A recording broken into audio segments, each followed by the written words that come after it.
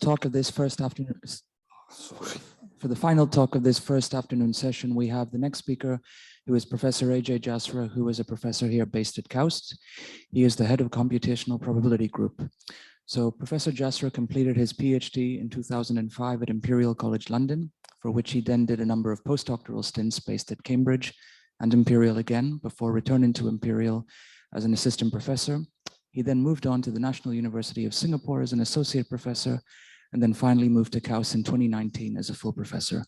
His research interests are in the general class of Monte Carlo methods, but more recently have been in the development of unbiased and multi-level estimators for Monte Carlo methods.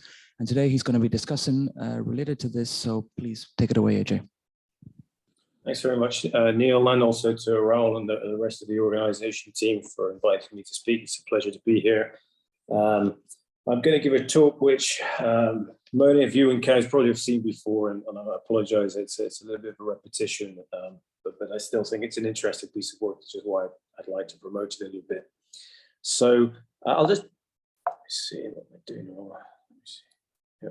Sorry, so let me just go through briefly the talk. So I'll give you a brief overview of what we've been doing or what we did in this research work, which is essentially unbiased estimation of gradients of the log likelihood for some certain types of partially diffusion models.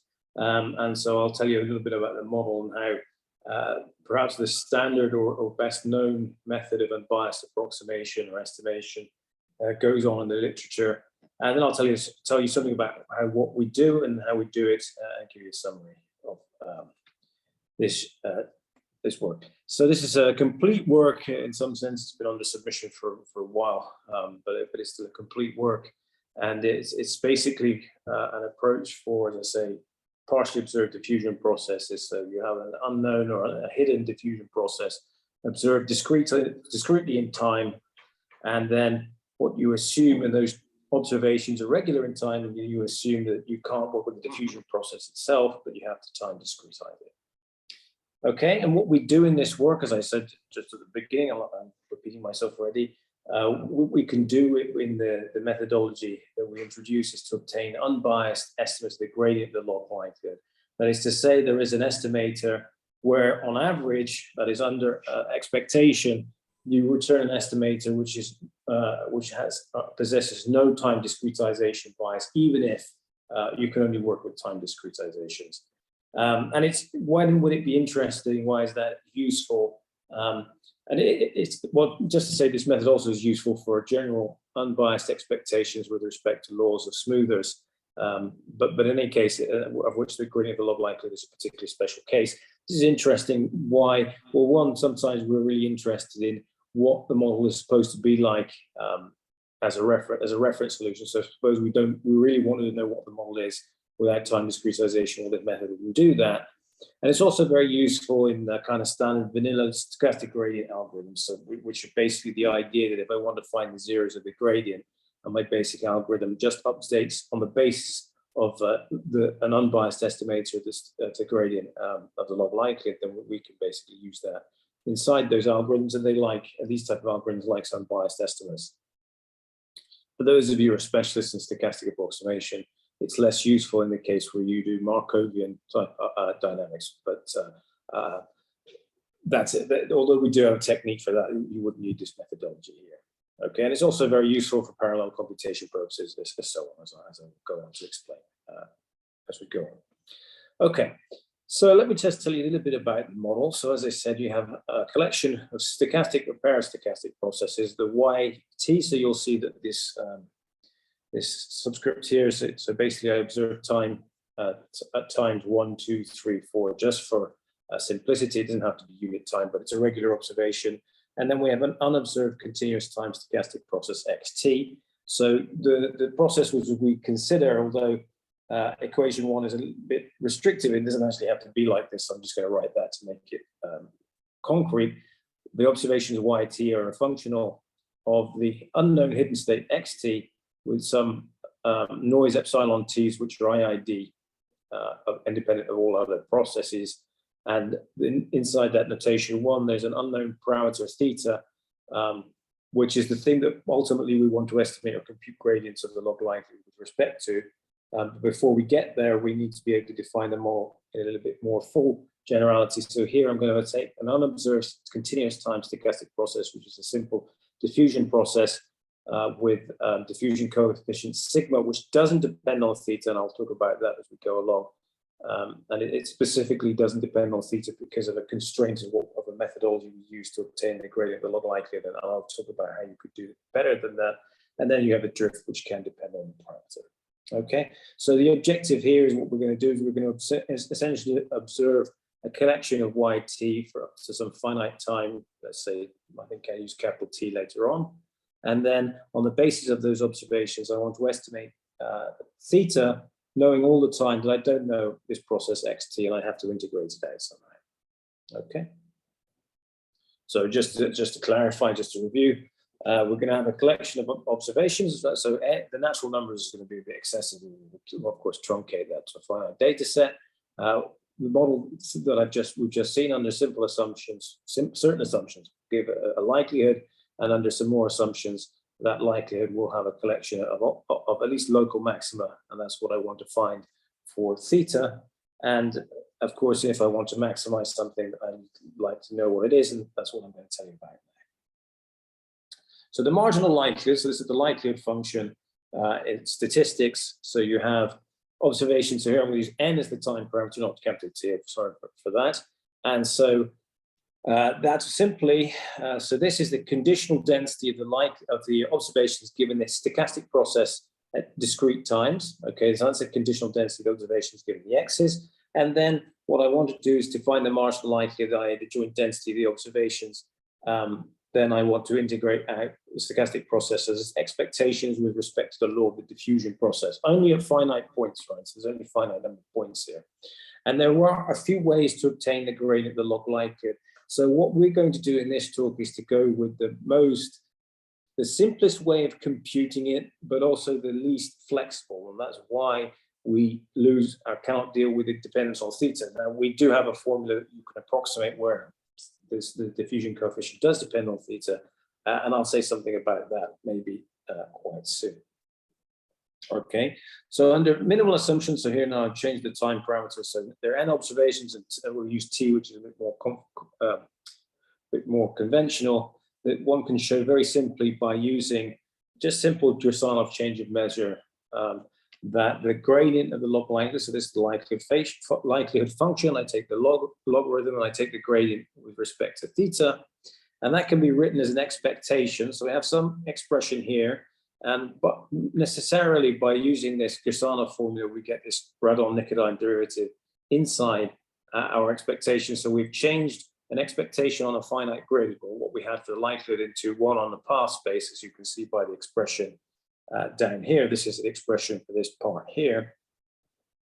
And also we have the observations we have here. And the expectations with respect to a certain type of law, and this is basically the conditional law of the process on the path 0 to capital T, conditional on a finite collection of observations, y1 up to yt.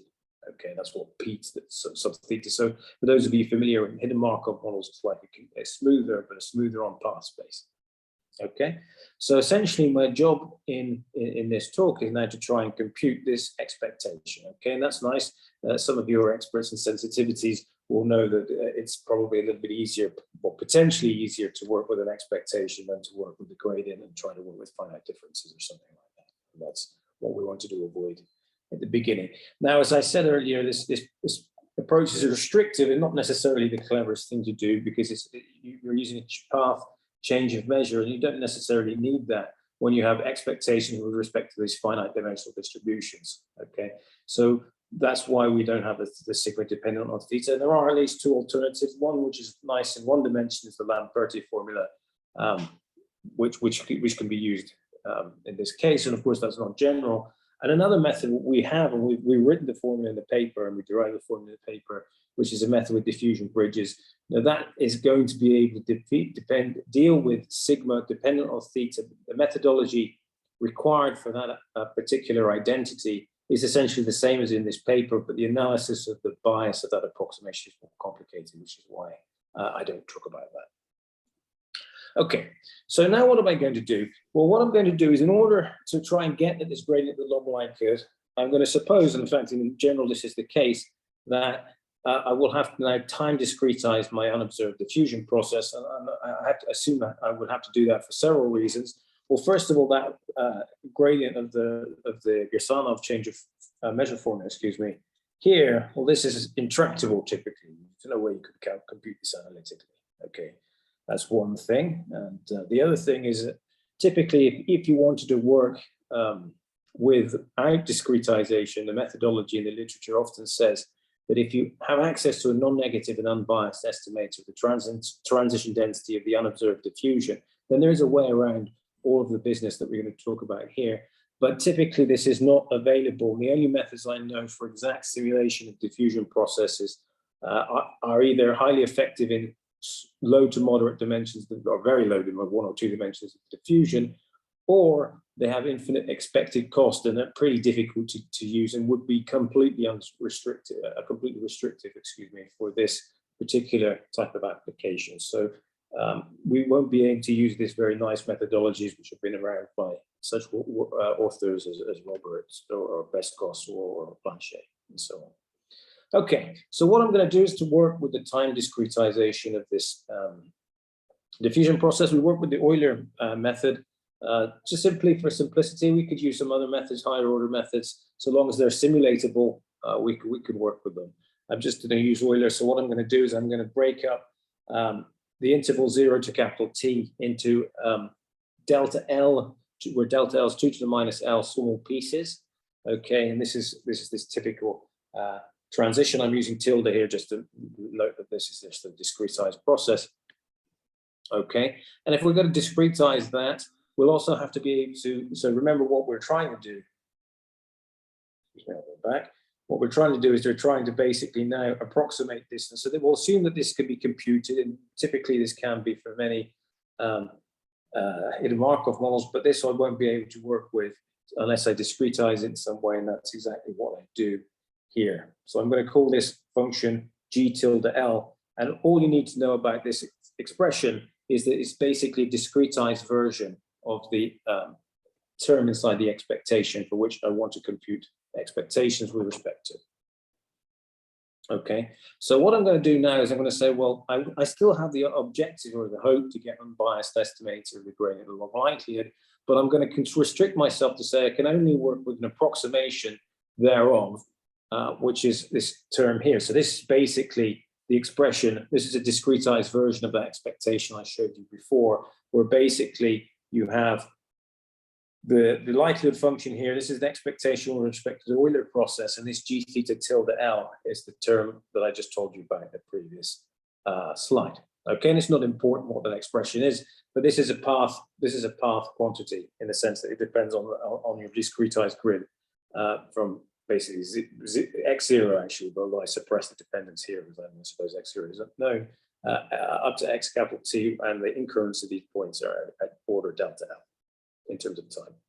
Okay, and so this is what I'm going to try and work with, and in some way trying to approximate this, I will try and get an unbiased estimator in the sense that basically the thing that I get at the end, so if I go the right way, the thing that I get at the end is basically going to be equal to this on average. That's what I'm trying to do, and I'd like the variance at the very least to be finite.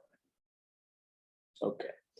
Right, so first things first, can we show, the important point here is that it is our approximation of the gradient of log likelihood converge as L, the accuracy of your discretization. So as L goes to infinity, does this approximation equal the thing that I want? And the answer is yes. This rate, by the way, is not the right rate.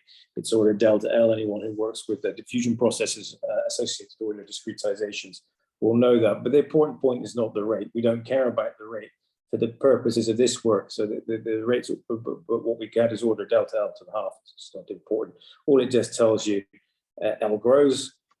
The approximation, which is the only thing I can work with, and the only thing I can work with will give you back the thing that I really want. Okay. So that's the first important point, and you'll see why that's important as we move throughout this talk. So that's the model. What I'm going to do now is I'm going to show you some of the frameworks for computing unbiased estimators in the context that we've been discussing. And this is not my work. This is known very well from the work of Glynn or McLeish or Ree over the last 10 years or so. Okay, and I'm going to recall something called a single term estimation. This is the simplest thing you could do for this mechanism, and we do many more complicated things than this, but this is just to give you the idea.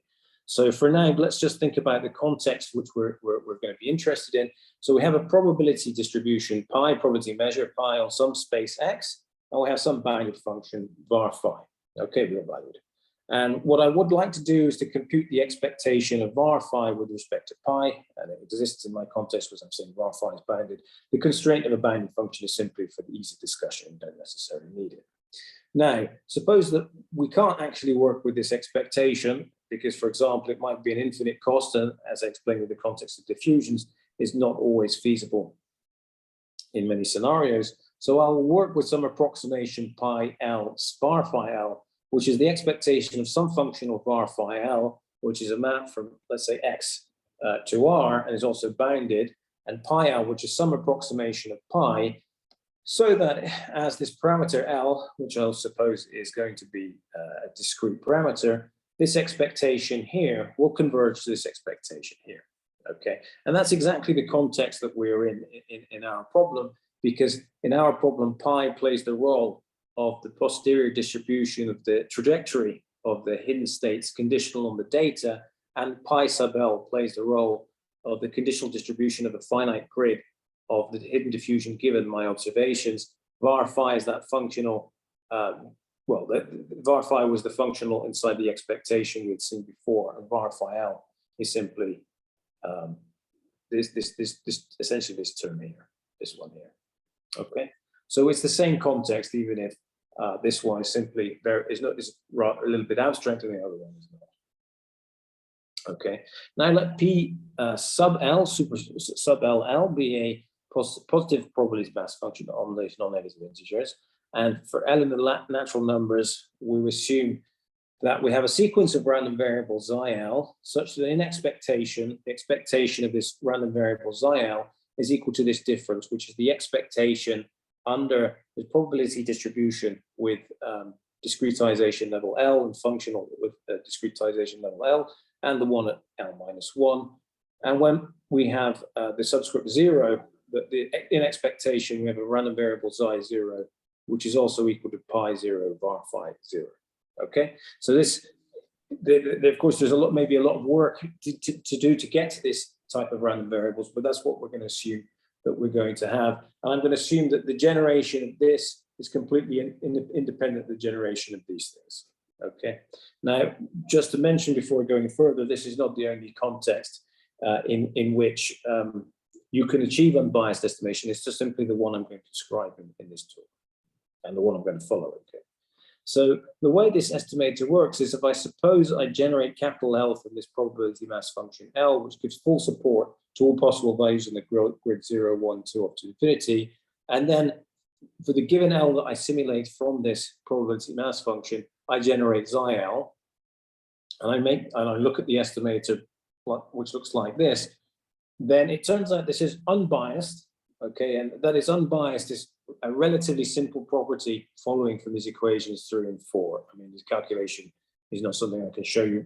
I will show you here simply because I feel that it's fairly straightforward, but it's essentially like an infinite version of the multi-level Monte Carlo identity. The important point here is whether or not it has finite variance, because if I get an unbiased estimator, but I have infinite variance, and I'm pretty much wasting my own time. So the unbiased, the finite variance comes along under this simple condition, and this simply falls out from the calculations associated with the random variables xi 0, xi 1 up to xi infinity. Okay, and as I say, 3 and 4, those conditions are sufficient, but they're not necessary. You can do this a different way. It's just the framework that we're going to follow here.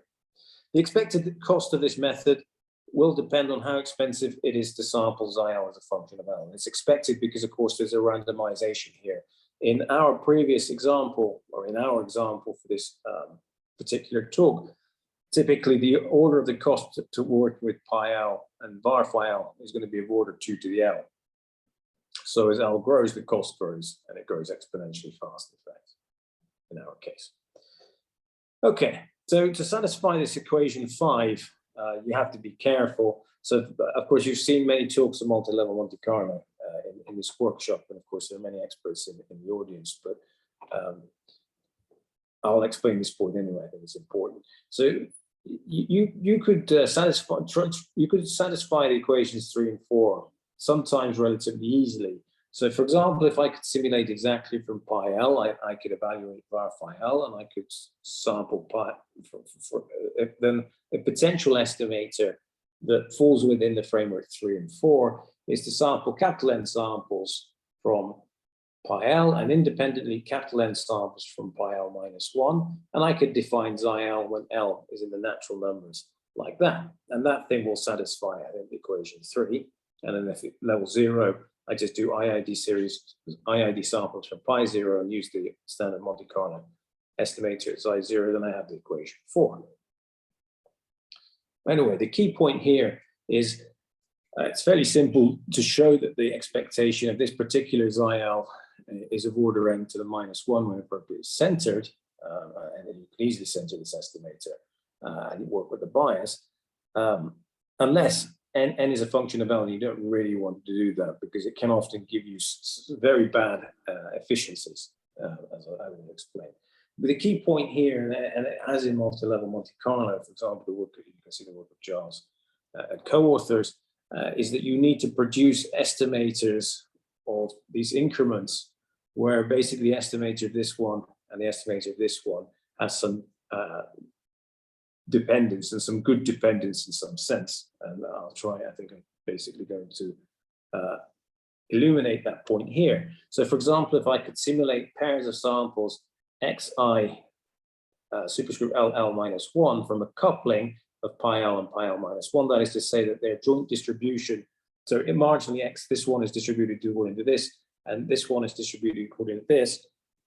And if they're correlated in such a way such that their second moment was falling pretty fast, for example, of order 2 to the minus L, then in this scenario, it would be pretty straightforward to show that 5 holds, okay? So in summary, just as in multi-level Monte Carlo, if you want to be unbiased and you want unbiased estimation to work, you essentially have to sample good couplings of unbiased estimators of the increment if you want to follow this type of mechanism.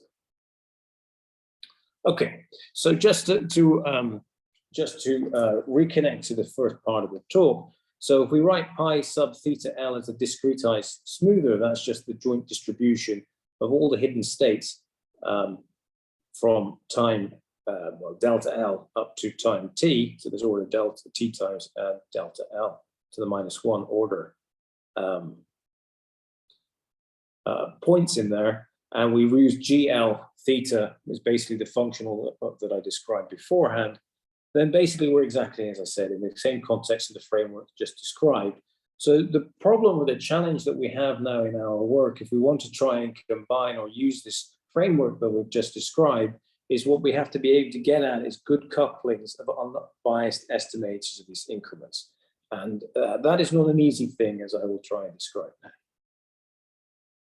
So we've got plenty of time, but I don't know how much detail I will go into this because I've given this talk to experts and they still get a little bit, they find it a little bit difficult. But I'll try and give you as much information that I can. I can't see you, unfortunately, so I can't say how bored you get. So I don't know if I have to go faster or slower. Sorry about that. But anyway, what I'm going to do is look at a methodology that begins first with looking for approaches which can obtain unbiased estimators of this quantity here. Okay. That's just one of those. And that's just an expectation of the function, which is the particular one associated with the gradient along likelihood with respect to the smoothing distribution, basically in discrete time. And there are a large number of methods. So the first thing to say is that probability distribution pi sub theta L is a very complicated one. It's been studied in engineering and statistics for 30 years or so, because it's basically a hidden Markov model. And the exact sampling of hidden Markov models is basically, even now, very, very challenging. And for this type of model, pretty much impossible right now. So people, what they often do is to use Markov chain methods. And if you go back to the 90s or the early 2000s, people were using Gibbs samplers, and we understood very quickly that these are not a good method. And so there are, by now, hundreds of papers on the topic of how to just get at simulating samples from this distribution, pi sub theta L, perhaps the best known in recent years, and that's still a method that's over 10 years old, is the particle Markov Chain Monte Carlo algorithm, correlated pseudo marginal. The list goes on, and I wouldn't be surprised if you looked on arXiv this month, in the next month, and you saw another method. And so there's a Markov Chain simulation algorithms that basically, unless they start in stationarity, that is to say, if the initial state of the Markov chain is not exactly simulated from this distribution in the first place, then the estimators that these MCMC algorithms produce are unbiased, biased, excuse me. That is, I can get an estimator of this, and the longer I run my chain, so closer does my estimator get to this thing, and that the error in terms of the variance is in terms of L2 is order n to the -1, where n is the length of the Markov chain, but the estimator is biased. Okay. But there has been a very nice collection of methodologies which have been introduced by Glynn and later Jacob and co-authors, which gets at unbiased estimators of pi theta L, which is itself based upon a randomization. So this was the kind of brainchild attributed primarily to Peter Glynn. But when you adapt this to state space models or hidden Markov models, as we are, then this is just, the method is essentially called a coupled conditional particle filter. So this was the work of Jacob et al. And it's just a type of Gibbs sampler. With the time I have some opportunity to tell you a little bit about these methodologies, and I'll try to do so as painless amount as I can, but really it takes a long time to understand these techniques. So we'll see how it goes. So this coupled conditional particle filter, CCPF, it works with pairs of trajectories with Euler discretizations. Remember, what I'm trying to do, excuse me, is I'm trying to get samples from this distribution, which is basically on a probability distribution on a trajectory of Euler discretization.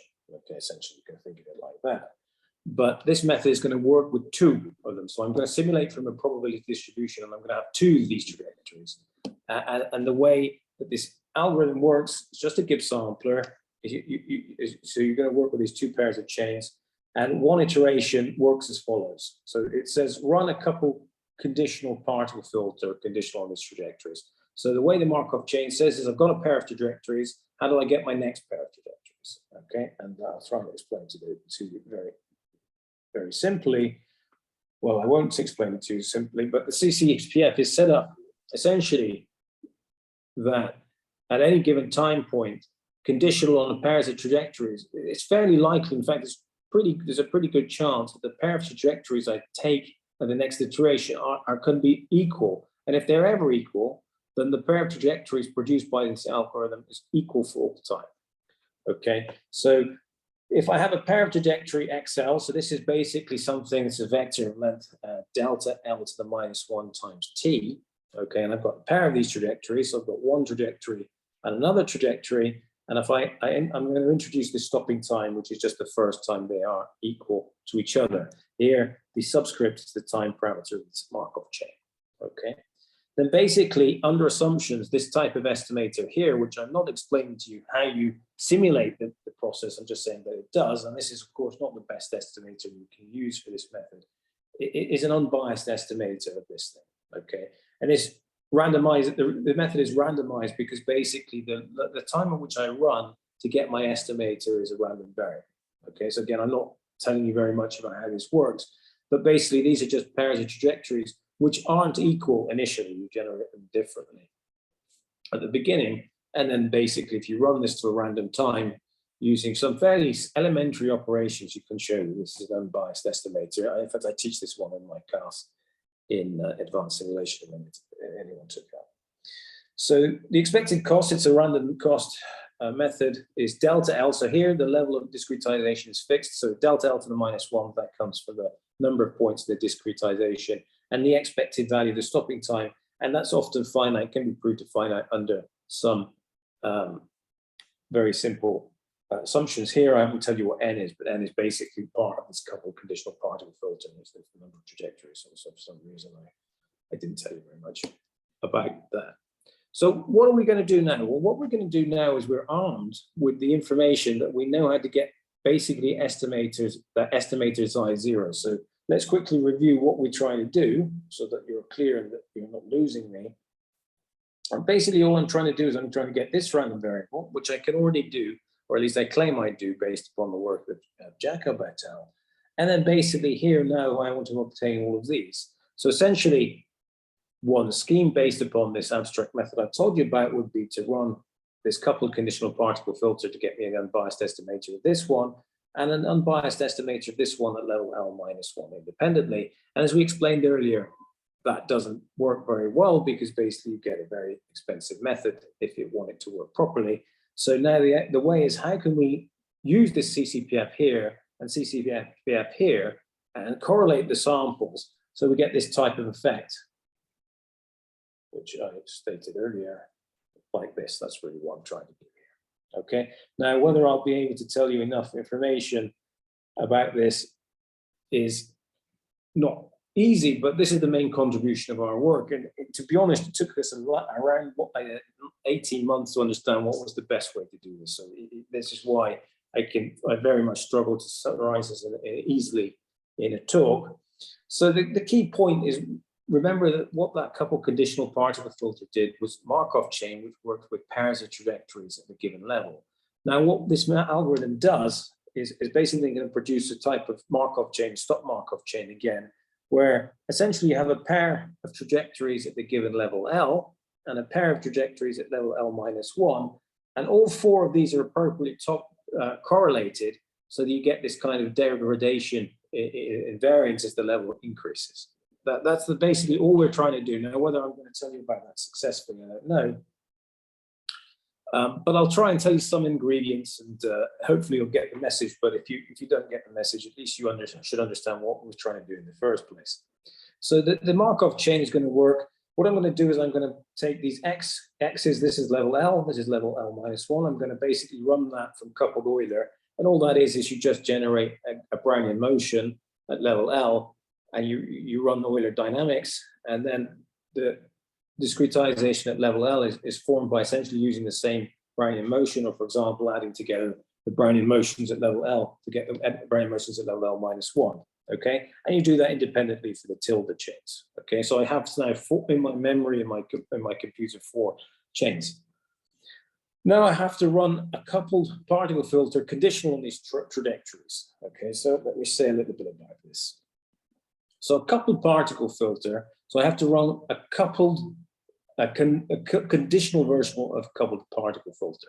But a coupled particle filter is very simple. So a coupled particle filter is basically going to produce two trajectories, one at level L, one at level L-1, and it's sequential in time. So the way it works is you generate n trajectories independent using coupled Euler dynamics in unit time. Okay, so I'm going to work from unit time to unit time.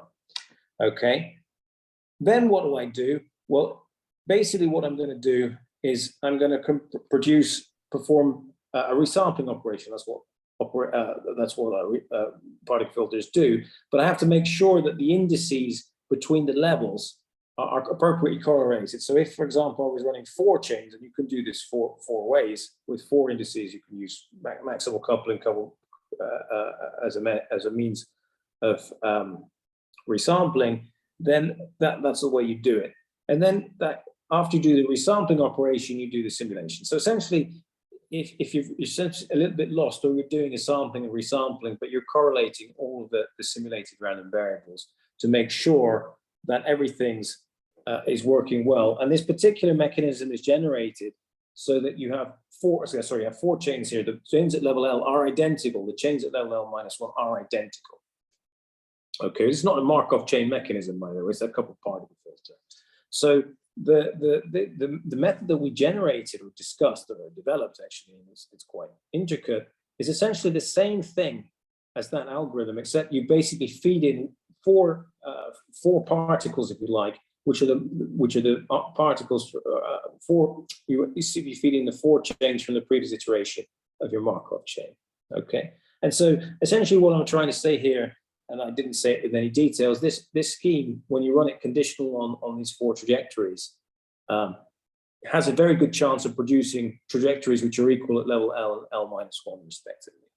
Okay, and again, there are a lot of details there. I think that's about the easiest or most painless way of describing this particular algorithm.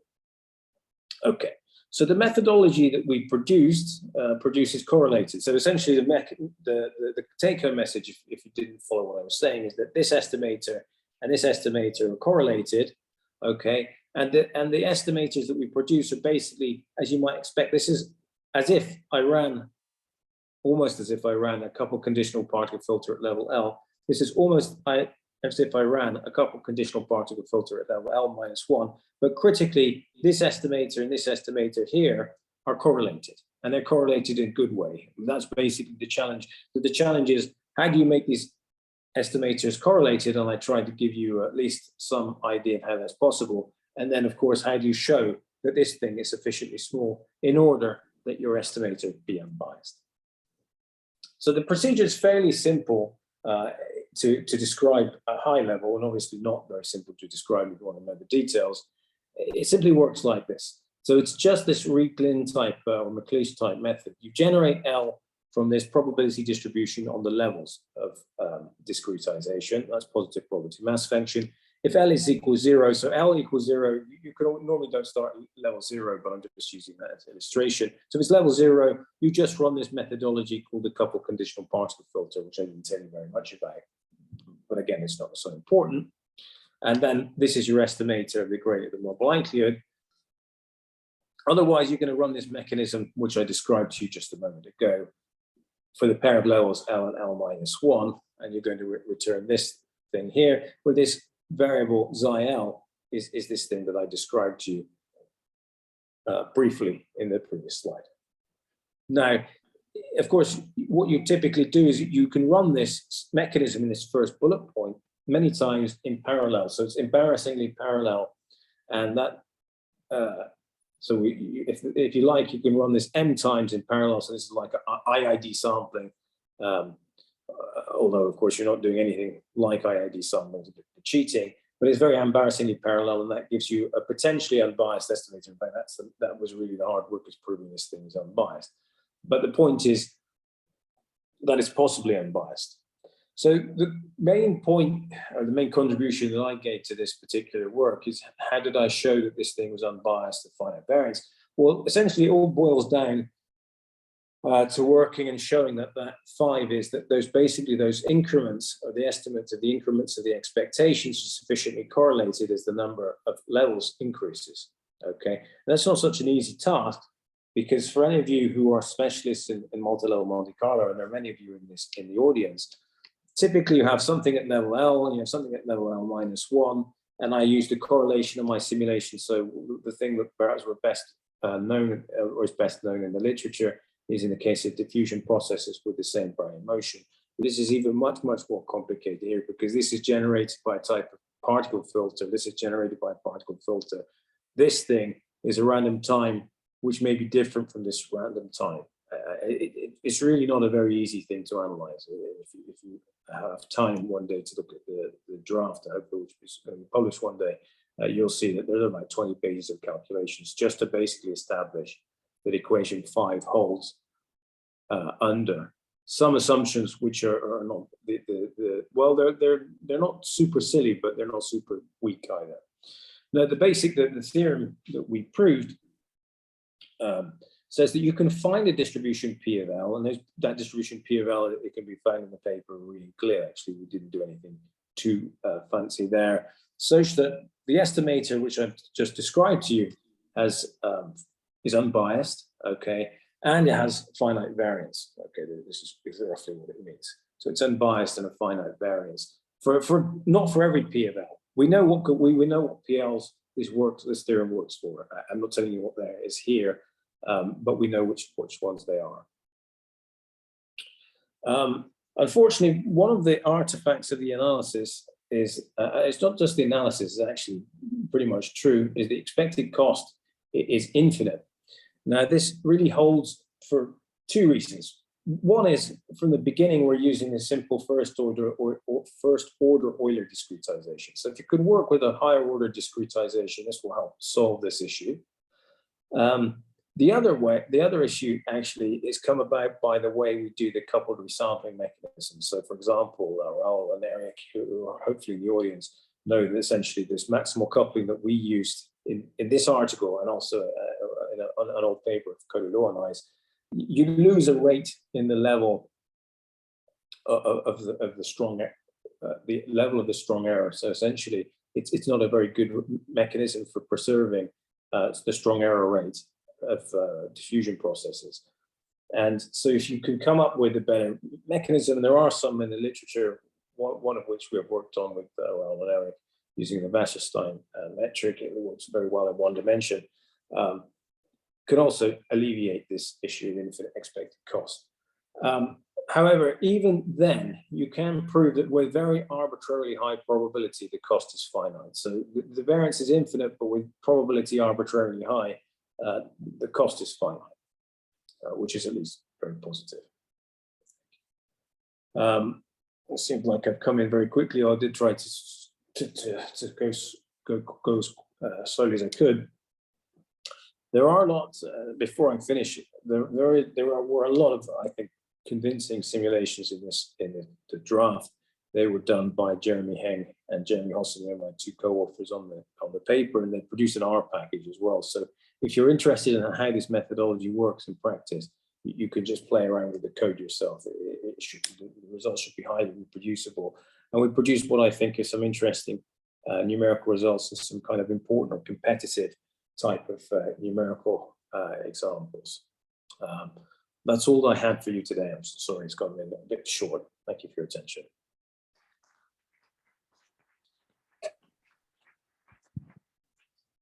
Any questions?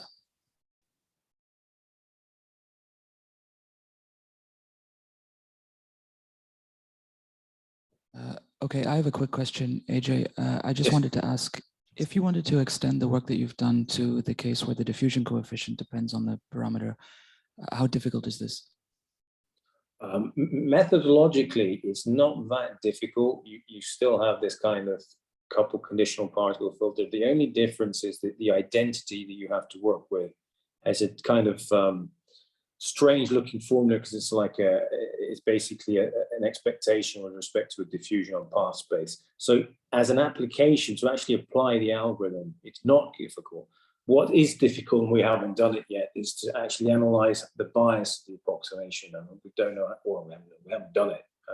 So methodologically easy, but proving it's unbiased is challenging simply because it's hard to work with that formula that we wrote down.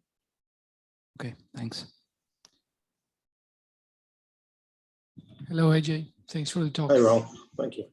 Yeah, so how difficult is to set up higher order methods in this case to try to fix what you said? Well, I mean, yeah, I mean, the Milstein scheme, if you only have to be able to simulate a higher order method. I don't know that you can do, you can't really do Milstein in high dimensions either. So for any scheme which has better accuracy than Euler, which is simulatable, you may be able to fix this issue. I don't know how many schemes are out there that we've never been very successful simulating things in high dimensions. Yeah, that's an issue. Euler, yeah. So regarding Neil's question on the parameter inside of the diffusion coefficient, I mean, should one be careful with possible singular measures when one creates likelihood? Yes, exactly. So that's the thing there. So there's this nice work by van der Meulen in the context of MCMC, which introduces kind of simulation of diffusion bridges. And so when you allow sigma to depend on theta, their scheme is highly amenable to kind of come up with a change of measure formula. And so then you don't have that problem so much. So then you can work with a sigma dependent on theta. Conceptually, it's straightforward. When you work with a Gasanov formula, as you know very well, you're essentially in a lot of trouble from the beginning, which is the way we began with. Yes. So the answer is yes, if you stick with Gasanov, and the answer is generally no, up to some, of course, assumptions, if you want to work with that path-based formulation of van der Meulen and co-authors. Thank you. Any more questions? Nope, then let's thank the speaker again. Thank you, sir. Thanks, Ajay. Thanks.